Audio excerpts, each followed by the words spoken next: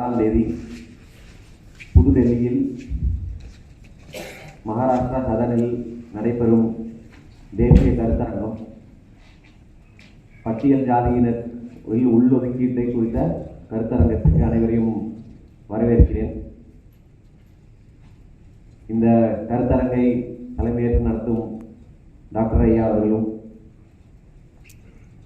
சற்று நேரத்திற்கு முன்பு நம்மளிடையே உரையாற்றி சென்ற மாண்புமிகு மத்திய சமூக நீதித்துறை அமைச்சர் திரு ராமதாஸ் அத்வாலேஜி அவர்களுக்கும் தமிழ்நாடு பறையர் பேரவை தலைவர் பேராசிரியர் டாக்டர் கதிரவன் அவர்கள், அகில இந்திய அம்பேத்கர் மக்கள் கழகம் தலைவர் ரா மாமல்லன் அவர்கள், ஷெட்யூல்டு வகுப்பினர் ஐக்கிய முன்னணியின் தலைவர் மற்றும் ரெட்டைமலை சீனிவாசன் அவர்களின் பேற்றியுமான ரேவதி நாகராஜன் அவர்கள்,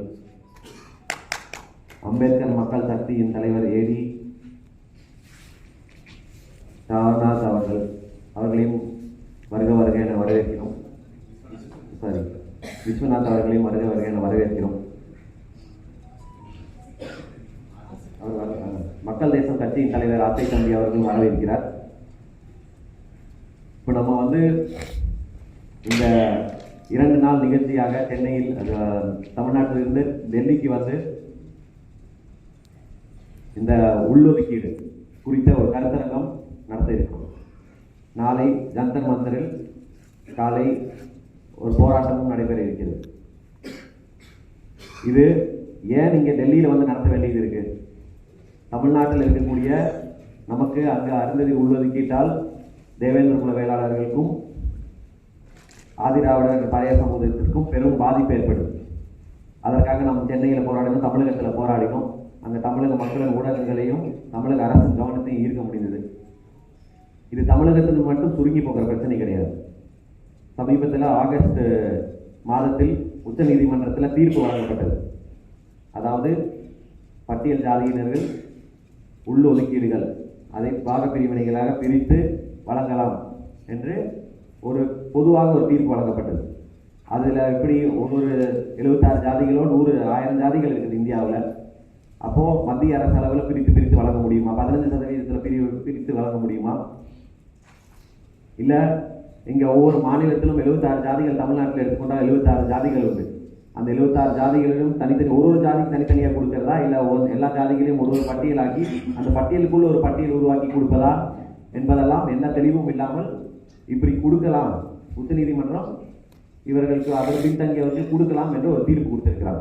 அதில் பெரிய தெளிவும் கிடையாது. இதற்கு முந்தைய தீர்ப்பு உள்ளொதுக்கீடு கொடுக்கக்கூடாது என்று உச்ச நீதிமன்ற தீர்ப்பில் இருந்தது. அதனால நம்ம தமிழ்நாட்டில் கொடுத்த போது நம்ம எல்லாம் புதித்தவன் கட்சி தலைவர் ஐயா உட்பட எல்லாரும் வழக்கு போட்டு அந்த வழக்கு உச்ச நீதிமன்றத்துக்கு மாற்றப்பட்டது. அந்த வழக்கு இன்னும் நிலுவையில் உள்ளது. அந்த வழக்கில் நிலுவையில் இருக்கும்போது இது உள்ளொதுக்கீடு கொடுக்கலாமா வேண்டாமா என்று தீர்மானிப்பதற்கு ஒரு 7 நபர் குழு கொண்ட அமர்வு, நீதிபதிகள் அமர்வு, தலைமை நீதிபதி தலைமை என்று நடத்திய அமர்வு முடிவு செய்ய வேண்டும் என்று முடிவெடுத்து 7 நீதிபதிகளும் உள்ளொதுக்கீடு வழங்கலாம் என்ற ஒரு தீர்ப்பு வழங்கியிருக்கு. அதை குறித்தான விவாதத்திற்காக தான் நம்ம இங்கே இருக்கிறோம்.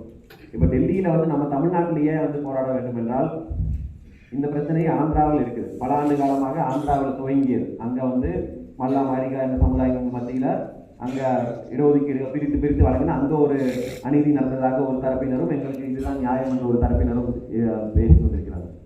இன்னொரு இடத்துல பஞ்சாபில் இதே போல அங்கே ஒரு தரப்பினருக்கு உள்ளொதுக்கீடு வழங்கியதால மற்றொரு தரப்பினர் அநீதி நடந்து விட்டது. அதற்காக அவர்களும் வழக்கு தொடர்ந்தது.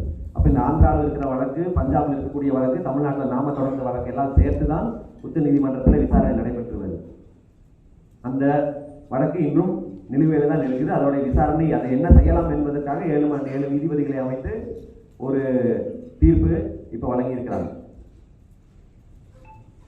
அப்போ நம்ம தமிழ்நாட்டிலிருந்து இங்கே போராடுவதற்கு காரணம் ஆந்திராவில் இருக்கக்கூடிய பிரச்சனை இருக்கு, பஞ்சாபில் இருக்கக்கூடிய பிரச்சனை இருக்கு. தமிழ்நாட்டிலும் அதையோட ஒரு பெரிய அநீதி உள்ளொதுக்கீடு ஒரு ஜாதிக்கு மட்டும் கொடுத்து அதில் முன்னுரிமையும் கொடுத்து அது ஒரு அநீதி ஏற்படுதுங்கிறதுக்காக இந்தியாவில் இருக்கிற அனைத்து ஊடகங்களுக்கும் தலைவர்களுக்கும் தெரிய வைக்க வேண்டும் என்பதற்காக தான் நீங்கள் டெல்லியில் இந்த கருத்தரங்கமும் இந்த பேரணியும் ஏற்பாடு செய்திருக்கு புதிய தமிழர்கள். இப்போ இங்க வந்து நம்ம பல பேர் நினைக்கலாம், நம்ம ஏதோ அருந்ததியருக்கு எதிராக போராடி கொண்டு இருக்கிறோம் என்று. அருந்ததி உள்ளொதுக்கீடுக்கு எதிராக போராடுறோம் அப்படின்னு நினைப்பாங்க. இது வெறும் அருந்ததி உள்ளொதுக்கீடுக்கு எதிரான போராட்டம் கிடையாது. இது இடஒதுக்கீடு என்பதே குறைந்தபட்ச பிரதிநிதித்துவத்தை உறுதிப்படுத்துவதற்காக தான் கொடுக்குறாங்க. அப்போ பட்டியல் ஜாதி 18% என்றால் 100 இடங்களில் 18% உறுதிப்படுத்தப்பட வேண்டும். அதுக்கு மேல மார்க் வாங்கினா பொது பிரிவில் போய்க்கலாங்கிறது தான் இது. அப்போ பட்டியல் ஜாதியினர் 18% கொடுத்தாரு, அதுல 3% அருந்ததியருக்கு கொடுத்தாரு. அது உள்ளொதுக்கீடு கொடுத்தது என்ன நோக்கத்தில் கொடுத்தாங்க என்பது, கருணாநிதி அரசு என்ன நோக்கத்தில் கொடுத்தாங்க என்பது வேறு. ஆனால் அந்த 3% கொடுத்த பிறகு மீதி இருக்கிற 15% தேவேந்திர குல மக்களுக்கும் பறைய சமுதாய மக்களுக்கும் மீதி இருக்கக்கூடிய 70 பட்டியல் ஜாதியினருக்கு உறுதிப்படுத்தப்பட்டதா என்பதுதான் இங்கே கேள்வி. அந்த உறுதிப்படுத்தப்படவில்லை. அதனால் 1.5 கோடிக்கு மேற்பட்ட தேவேந்திர குல வேளாளருக்கும் பறைய சமுதாய ஆதிதாவர சமுதாய மக்களுக்கும் மேற்பட்ட அநீதிக்கு எதிராக தான் நம்ம போராடிட்டு இருக்கிறோம். இங்க ஏதோ அருந்ததியர் உள்ளொதுக்கீடு அவர்கள் கொடுக்குறாங்களே, அவர் பாவமா இருக்கிறாங்களே, அதனால கொடுத்துட்டு போகலாமா என்று நம்ம இருந்து விட முடியாது. அப்போ இங்க நம்ம 15% உறுதிப்படுத்தப்படவில்லை. இல்லை, 3% கொடுத்துட்ட, மீதி இருக்கிற 15% தேவேந்திர குல வேளாளருக்கும் பறையருக்கும் உறுதிப்படுத்தப்பட்டதே அது இல்லை. இல்லை, இன்னைக்கு அம்பேத்கருடைய நினைவு நாளை நம்ம அவருடைய மலர் வைத்து நம்ம மரியாதை செலுத்தினோம். இன்னைக்கு சென்னையில் ஏதோ புத்தக வெளியீட்டு விழா அந்த மாதிரி எல்லாம் அம்பேத்கரை பற்றி பேசுறதும், புத்தகம் யார் எழுதுன புத்தகத்தை பணம் கொடுத்து வாங்கி வெளியிடுவது வந்து அம்பேத்கருக்கு மரியாதை நினைச்சிருக்கிறாங்க. ஆனால் இன்னைக்கு தமிழ்நாட்டில் அம்பேத்கர் கொடுத்த இடஒதுக்கீடு இல்லை. அம்பேத்கர் கொடுத்த 18% இடஒதுக்கீடு கிடையாது தமிழ்நாட்டில். கருணாநிதி கொடுத்த 3% தான் மொத்தமா இருக்கு. அந்த 3% வச்சு தான் 18% நிரப்பிட்டு இருக்கிறாங்க. இதுதான் தமிழ்நாட்டோட நிலைமை. ஆனா அம்பேத்கரை பற்றி பேசுவதும் புகழ்வதும் அவங்களே அதுதான் சமூக நீதி என்று நினைச்சிட்டு இருக்காங்க. அம்பேத்கர் கொடுத்த இடஒதுக்கீடு எங்க? அவர் கொடுத்த 18% தமிழ்நாட்டில் உறுதிப்படுத்தப்படவில்லை என்பதற்காக நம்ம அத்தனை பேர் 3000 மைல் கடந்து வந்து இங்க டெல்லியில வந்து போராட்டமும் கருத்தரங்கமும் நடத்த வேண்டியது இருக்கு. இதற்கு தமிழ்நாடு அரசு சமூக நீதி பேசும், திராவிட மாடல் பேசும் அரசுகிடம் எந்த பதிலும் கிடையாது. அவங்க கிட்ட நாங்க வந்து எங்களுக்கான பங்கு எங்கன்னு தான் கேட்கிறோம். இன்றும் புதிய தமிழ் கட்சியின் மீதும் டாக்டர் ஐயா மீதும் பல கேள்விகள் எல்லாம் வரும். நீங்கள் பட்டியல் வெளியேற்றம் பேசிக் கொண்டிருந்தீங்க, இதே டெல்லியில பட்டியல் வெளியேற்றத்திற்காக பேரணி நடத்தினீர்கள், தமிழ்நாடு பேரணி நடத்தினீர்கள், 10,000 கிராமங்கள் உண்ணாவிரதம் இருந்தீர்கள். இன்னைக்கு வந்து பட்டியல் ஜாதியில் இடஒதுக்கீடு வேண்டுமே என்று பேசிக்கோமே என்று சிலர் கேள்வி கேட்கிறார். இவங்க கூட நீங்க போலாமா என்று நம்ம கூட வர்றவங்க கூடயும் கலத்தி விடுறதுக்கு பல நடக்குது. இது பட்டியல் ஜாதி என்பது, பட்டியல் ஜாதியிலிருந்து வெளியே போனோம் என்பது வெறும் தேவேந்திர குல வேளாளர்களுக்கு மட்டுமான கருத்தியல் கிடையாது. அது ஒட்டுமொத்த அது பட்டியல் ஜாதியில் இருக்கவே கூடாது, எந்த ஜாதியும் பட்டியல் ஜாதி என்ற இழிவை தாங்கிக் கொண்டு இருக்கக்கூடாது என்பதற்கான கருத்தியல் தான். அது வந்து தேவேந்திர குல வேளாளருக்கு எவ்வளவு பொருந்ததோ அதே அளவுக்கு தான் பறைய சமுதாயத்துக்கும் பொருந்தும், அருந்ததி சமுதாயத்துக்கும் அதுதான் பொருந்தும். இங்க இடஒதுக்கீடு என்பது எல்லா ஜாதிக்கும் கொடுத்துட்டீங்க. இடஒதுக்கீடு இல்லாத ஜாதி தமிழ்நாட்டில் கைவிட்டு எண்ணக்கூடிய ஜாதி தான் இருக்கு. 500 ஜாதிகளுக்கும் இடஒதுக்கீடு, பிசி, எம்பிசி, எஸ்சி, எஸ்டியும் பிரித்து எல்லா ஜாதிக்கும் 95% மக்களுக்கு இடஒதுக்கீடு இருக்குது. ஆனால் 50% இடஒதுக்கீடு வாங்குறவனுக்கு இல்லாத இழிவு வெறும் 18% இடஒதுக்கீடு வாங்குறவனுக்கு ஏன் வருது? கொடுக்கல. கடந்த 75 வருடத்துல 18% முறையாக நிரப்பப்படவில்லை. இப்போ கடந்த 15 வருஷமா அருந்ததி உள்ளொதுக்கீடு வந்ததுக்கு அப்புறம் எந்த முக்கியமான பொறுப்புகளிலும், எந்த முன்னணி வேலைவாய்ப்பு, அரசு வேலை வாய்ப்புகளிலும் தேவேந்திர குல வேளாளர்களுக்கும் பறைய சமுதாயத்திற்கும் பிரதிநிதித்துவமே கிடையாது. ஆனா பட்டியல் ஜாதியில் ஏதோ மொத்த தமிழ்நாட்டில் இருக்க இடஒதுக்கீடே நம்மளுக்கு தான் வாரி கொடுத்தது போன்ற ஒரு இழிவை நம்ம மேல சுமத்திட்டு மற்றவங்க எல்லாம் ஏதோ இடஒதுக்கீடை வாங்காதது போலவும் இருந்து நம்ம மேல ஒரு கரையை கற்பிக்கிறாங்க. அதுதான் நம்ம பட்டியல் வெளியேற்றம் கேட்டது வந்து நம்ம இடஒதுக்கீடுக்கு எதிராக என்றைக்குமே பேசவில்லை. நம்ம அன்னைக்கு வந்து பட்டியல் வெளியேற்றம் பேசும்போது இடஒதுக்கீடு கொடுத்து நம்மளுக்கு பாடம் எடுத்தாங்க. இன்னைக்கு நாங்க கேட்கிறோம், எங்களோட இடஒதுக்கீடு எங்கே நாங்க கேட்கிறோம். எங்க பட்டியலிருந்து வெளியே போனாலும் இடஒதுக்கீடு எல்லாத்துக்கும் இருக்கதான் போகுது தமிழ்நாட்டில். அதனால பட்டியல் வெளியேற்றம் கேட்டோமே, இன்னைக்கு இது கேட்டோமேன்னு கிடையாது. எங்கிருந்தாலும் நம்மளுடைய பிரதிநிதித்துவம், நமக்கான பிரதிநிதித்துவம் கொடுத்தே தீர வேண்டும். அதுதான் நம்மளுடைய தலைவர் வந்து ப்ரொபோஷனல் ரெப்ரசன்டேஷன். அந்தந்த ஜாதிகளுக்கு எவ்வளவு மக்கள் தொகை இருக்கோ கணக்கு எடுத்து அவங்களுக்கு கொடுத்துரு, அவங்க முன்னேறிட்டும் என்பதுதான் பல காலமாக நாங்கள் பேசிட்டு வரோம். இன்னைக்கு அருந்ததி உள்ளொதுக்கீடு என்று, அது அருந்ததி உள்ளொதுக்கீடு 3% கொடுத்தார்கள். அவர்கள் 3% மக்கள் தொகையில் இருக்கிறார்கள். எந்த கணக்கெடுப்பு இருக்குது? எந்த கணக்கெடுப்பும் கிடையாது. கருணாநிதி ஒரு கணக்கு எழுதி கொடுக்கிறார். அவர்கள் தான் பின்தங்கி இருக்கிறார்கள் என்று ஒரு கமிஷன் போட்டு, ஜனார்த்தன் கமிஷன் போட்டு அவர் வந்து இந்த இடஒதுக்கீடு கொடுக்கிறார். அந்த கமிஷன் வந்து கமிஷன் போட்டு கண்டுபிடிக்கல அருந்ததியர் பின்தங்கி இருக்கிறார்கள். அருந்ததியருக்கு 3% கொடுக்க வேண்டும் என்று தான் கமிஷன் முடிவு பண்ணிட்டு தான் கமிஷன் வந்து ஆராய்ச்சி ஆரம்பிக்குது. எப்படி வந்து இவங்களுக்கு கொடுக்கலான்னு பொய்க்கணக்காக எழுதி எந்த கணக்குமே இல்லாமல் எந்த ஒரு தரவுகளும் இன்றி ஒரு இடஒதுக்கீடை 3% இடஒதுக்கீடை கொடுத்துருக்கிறாங்க. இப்போ இதையெல்லாம் எதிர்த்து நம்ம ஒரு தேசிய அளவில் ஒரு கருத்து உருவாக்கம் செய்ய வேண்டும்.